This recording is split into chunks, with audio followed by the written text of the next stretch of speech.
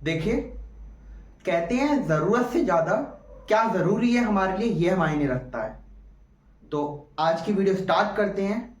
जय भोलेनाथ। चलिए, भोलेनाथ का नाम लेकर के हम अपने आज के वीडियो को स्टार्ट कर रहे हैं, क्योंकि आज की वीडियो में मैं आपको सिखाऊंगा कि किस तरीके से करके हम लेआउट से 3D की तरफ आगे बढ़ते हैं। फर्स्ट वीडियो में मैंने आपको सिखाया था पार्ट 1 में कि किस तरीके से करके हमको स्टार्टअप करना चाहिए अपने जर्नी का आर्ट लाइन के अंदर। अगर हम आर्ट की लाइन में एंट्री कर रहे हैं तो हमको पहला स्टेप क्या करना चाहिए, वो मैंने पहले ही पार्ट में आपको सिखाया। लेकिन आज मैं आप सभी के सामने लेकर आया हूं वो वीडियो, जिस वीडियो में आपको दिखाऊंगा कि आपको उसके बाद क्या करना है। चलिए स्टार्ट करते हैं। मैं देखिए, सबसे पहले आपको एक यू बनाना है। यू इन द सेंस आपको उल्टा यू बनाना है, जस्ट लाइक अ ए, लेकिन यू वाली शेप होनी चाहिए। इस तरीके से करके पहले आप सीधा लाइन करेंगे, धीरे धीरे करके कर्व करेंगे।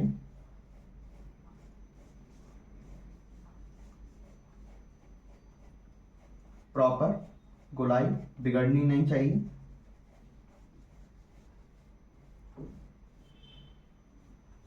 आप मेरी पेंसिल देख सकते हैं, मैं फ्लो में वर्क कर रहा हूं, पेंसिल को रोक रोक करके। कहते हैं ना, एक बार में पूरी रोटी कंप्लीटली हम खत्म नहीं कर सकते, हमको धीरे धीरे करके बाइट टू बाइट उसको खाना चाहिए। उसी तरीके से आपको कदम भी धीरे धीरे रखना चाहिए। जैसे हम पेंसिल हम चला रहे हैं, आप क्या करते हो, एक बार में करने की कोशिश करते हो, इससे नहीं हो पाएगा, इससे शेप बिगड़ जाएगी। लेकिन अगर पेंसिल को रोक करके अगर आप चलाएंगे तो प्रॉपर ये वर्क आपका होने लगेगा जो आप चाह रहे हैं।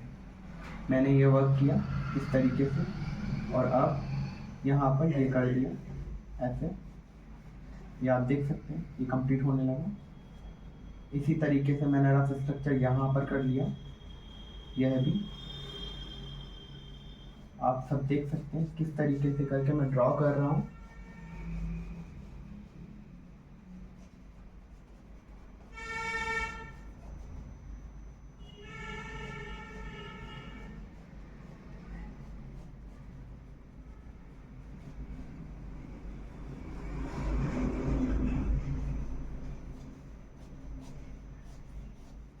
ये रफ स्ट्रक्चर है ओनली, अभी डिटेल हम इस पर करेंगे। मैं आपको सिर्फ एक्सप्लेन करने के लिए इसे ड्रॉ कर रहा हूँ। आप कोई भी ड्रॉ कर सकते हैं अपने अकॉर्डिंग, जो आपको ठीक लगे।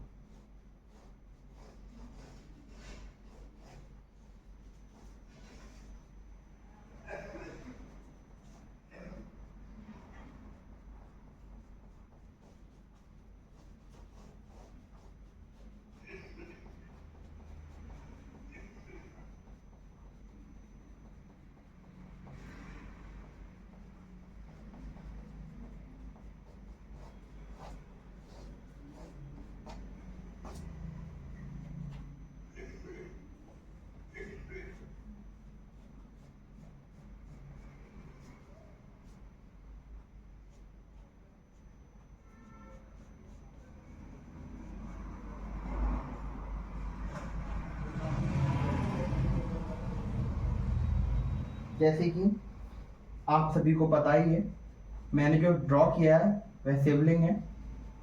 देखिए, कर्व का ध्यान रखना है मुझे बहुत अच्छे तरीके से, क्योंकि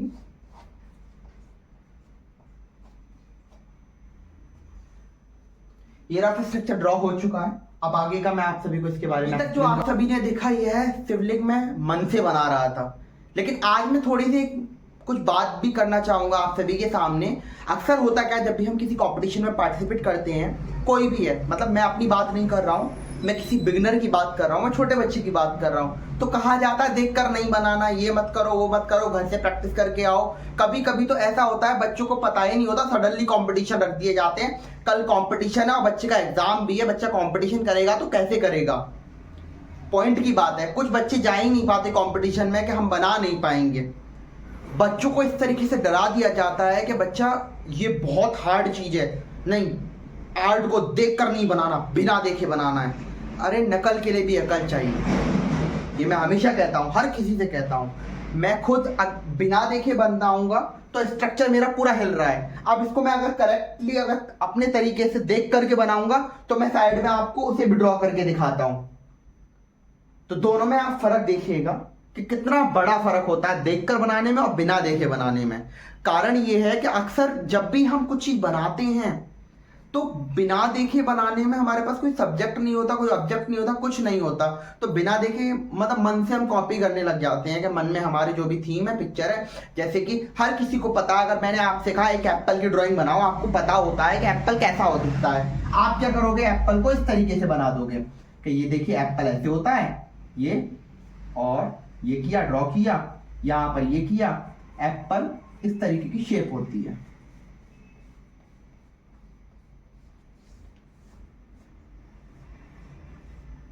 और यदि मैं आपसे कहूं कि आप कार बनाकर दिखाओ तो बना लोगे आप कार, लेकिन कार के भी कई सारे स्ट्रक्चर्स होते हैं। अगर मैं आपसे कहूं फरारी कार बनाओ, नहीं बना पाएंगे आप, क्योंकि आपके पास में ओरिजिनल प्रिंट जब तक नहीं होगा या फिर आपके पास में लाइव स्टडी के लिए आपके सामने अगर कार नहीं खड़ी होगी, आप नहीं बना पाएंगे।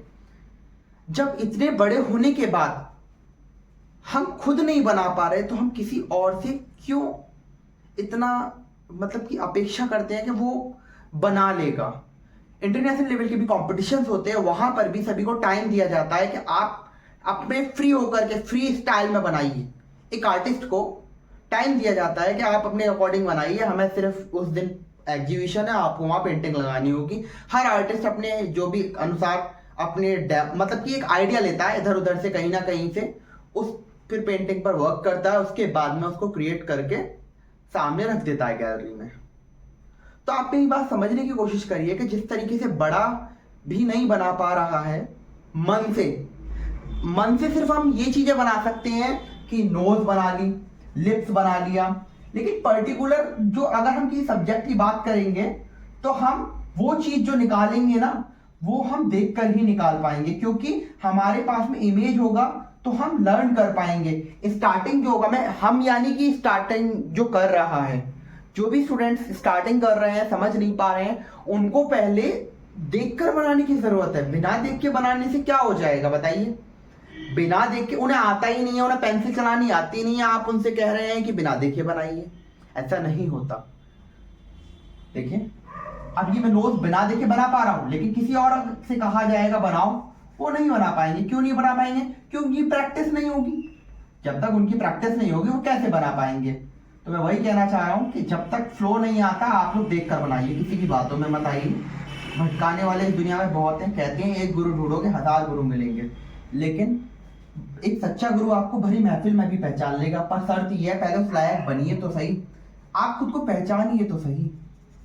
जब तक आपको खुद पर भरोसा नहीं होगा ना, आपको कोई नहीं समझ सकता, गुरु भी नहीं समझ सकता। आपने देखा भी होगा जिस बच्चे के अंदर क्वालिटी होती है गुरु भी उसी के आगे पीछे घूमते हैं। क्यों? उनको लगता है कि ये जल्दी सीखेगा। अगर सीखेगा भी नहीं, कोई आजकल गुरु तो मेरे को ऐसे मिल रहे हैं, मैंने देखा है कि जो गुरु हैं वो शिष्य से काम निकलवाने के लिए उसके आगे पीछे घूमते हैं। कैसी की बोर्ड डेकोरेशन करानी है, उसी बच्चे को बुला लिया, यार उसकी ड्राइंग बहुत अच्छी है। तो इस तरीके से करके बच्चे पर भी प्रेशर डाल दिया जाता है कि बेटा तुम ही करोगे, ये करोगे, वो करोगे, घर से करके लेके आओ, पेरेंट्स के लिए काम दे दिया जाता है। अक्सर ड्राइंग टीचर्स मैं बहुत देख रहा हूं, तब समझ पाया हूं कि ऐसा क्यों होता है, पता नहीं। और ड्राइंग को, और रहा सवाल ड्राइंग का, जब बच्चा ड्राइंग करता है अलग से उनके सब्जेक्ट में या इधर उधर कहीं पर भी बैठ करके कर रहा होता है तो उसे टोक दिया जाता है कि ये क्यों कर रहे हो, पेपर आ रहे हैं। लेकिन जब उनको तैयारी करनी होती है अपनी किसी प्रोग्राम की या कुछ की, किसी भी चीज की, तो उनको बुला लिया जाता है। तो बहुत सारी बातें होती हैं जो कि डीपली गहराई से समझनी होंगी। अब ये तो हो गया रफ वर्क बिना देखे, लेकिन इसी नोट को अगर मैं डीपली गहराई से बनाऊंगा देख करके तो ये रिजल्ट मेरा कुछ और आएगा। पहले हम सिबलिंग की बात करते हैं।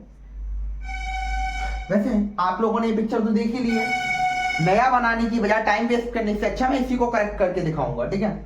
जैसे कि अब मैं एक पिक्चर निकाल रहा हूं, ठीक है। इस पिक्चर को मैंने पहले देखा था तो मैंने इसको एक बार देखने के बाद इसे ड्रॉ कर दिया जितना मेरे समझ में आया, लेकिन ओरिजिनली मैं यदि इस पिक्चर को देखूं तो बहुत सारी कमियां हैं। देखो सबसे पहले मेरा जो लेंथ है ये ये थोड़ा मुझे ज़्यादा लग रहा है ओरिजिनल फोटो में। तो मैं क्या करूँगा, इसको करेक्ट करूँगा। आप देख सकते हैं मैं क्या क्या करेक्ट कर रहा हूँ। जो मैंने पहले फोटो मतलब पहले जो वर्क किया है इस पर, उसका मैंने एक पिक्चर कैप्चर कर लिया है। मैं दिखाऊंगा अभी लास्ट में इस तरीके का पहले था रिजल्ट, और मेरे करेक्ट करने के बाद में क्या रिजल्ट रहा मेरे काम का।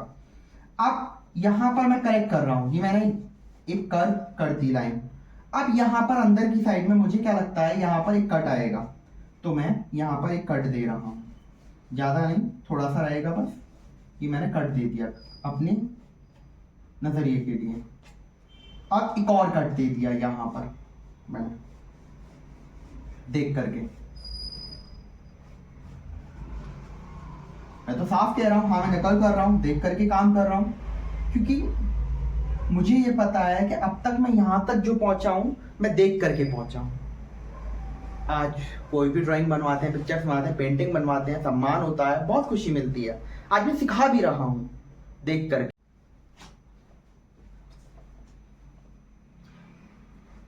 काफी वीडियो स्केप हो चुकी है और ये काम पूरा कंप्लीट हो चुका है। हुआ यूं कि बीच में ही जब मैं वर्क कर रहा था, करते करते काफी कुछ एक्सप्लेन भी किया आपको, लेकिन वीडियो बीच में ही स्टॉप हो गया है। इस कारण पूरी बात आप तक पहुंच नहीं पाई। लेकिन फिर भी क्लियरली मैं जो बताना चाहूंगा, मतलब मैं बोल तो सकता हूं, लेकिन जो काम हो चुका है उसको मैं रफ करने नहीं सकता, क्योंकि टाइम वेस्ट होगा इसमें। अब बात करते हैं सीधा कि पहले कट कहाँ था। मैं स्क्रीन पर आपको फोटो दे दूंगा, पहले वाली भी और अब वाली भी, तो आप फिर भी समझ लीजिए कि ये कट पहले यहाँ था जो मैंने मन से किया था, लेकिन अब इसको यहां पर कर दिया। अब थोड़ा बहुत परफेक्शन के साथ इसकी क्वालिटी जो है, मतलब इसकी जो शेप है, क्वालिटी नहीं कहेंगे, शेप कह सकते हैं, इसकी जो शेप है आ चुकी है लगभग जिस तरीके से शिवलिंग होता है। लेकिन प्रॉब्लम यहां आती है कि अब भी इसमें कमियां हैं, लेकिन जब हम शेडिंग करेंगे तो वो सब कमियां दूर हो जाएंगी। ये आज की वीडियो यहीं पर ही स्टॉप करते हैं। हम अब कल के पार्ट में आपको समझाएंगे किस तरीके से करके इसमें शेड किया जाता है और डीपली गहराई में वर्क किया जाता है। अभी के लिए सिर्फ आपसे यही कहना चाहूंगा कि खुद के बारे में सोचो, खुद की सोचो। आपको लगता है आप एप्पल बना सकते हो तो आप एप्पल बनाइए, जरूरी नहीं है कि आप शिवलिंग बनाइए। अपनी क्वालिटी के अनुसार चलो। जैसे होता है ना, क्लास फर्स्ट फिर क्लास सेकंड, जब तक आपको एबीसीडी नहीं आएगा आप स्पेलिंग कैसे लिख पाओगे? तो पहले एबीसीडी पर ध्यान दो, उसके बाद स्पेलिंग पर आओ। दुनिया तो आपसे चाहेगी कि पूरी नोटबुक आपसे उतरवा लिया जाए, लेकिन दुनिया की मत चलने दो ना, खुद के बारे में सोचो। चलिए मिलेंगे फिर अगली वीडियो में। Bye bye. सब्सक्राइब जरूर करिएगा।